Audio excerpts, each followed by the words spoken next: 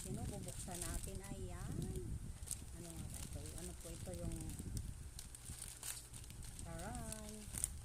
Charan. Mag-unboxing tayo. Uy, ito po yun. Hala.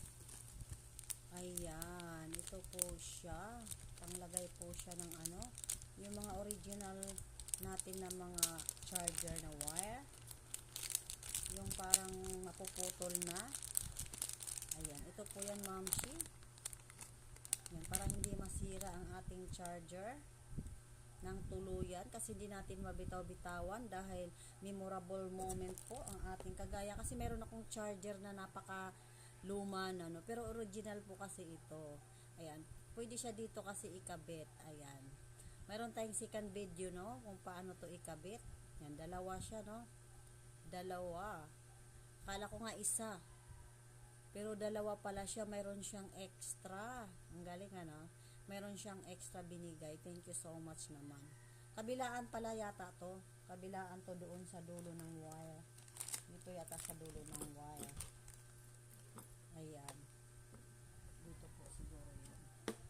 Dito kasi hindi ko mabitaw-bitawan to, Mamshi. Kasi ito po ay talagang sa cellphone pa natin to, no. Ayan. Sobrang kita nyo lumang-luma na talaga. Pero talagang fast charger po ito kapag ginamit siya. So talagang kumuha ako nito, Mamshi. Nasa ating yellow basket lang ito, no. Gagawa tayo ng second video dito kung paano to ikabit. Ayan siya. May tatlo siyang ano. Kabilaan pala to. Dito sa una. Ayan. Dito yan siya ikabit, Mamshi. Dito.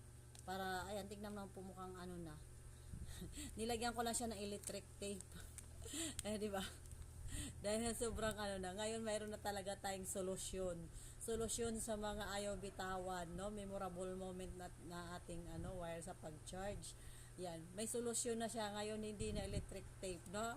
Ayan, gagawa tayo ng video kung paano to ikakabit ng mga Mamshi. Natutuwa ako dito sa electric tape mong kinabit ko, no. Ngayon mayroon na tayo. Ayan siya.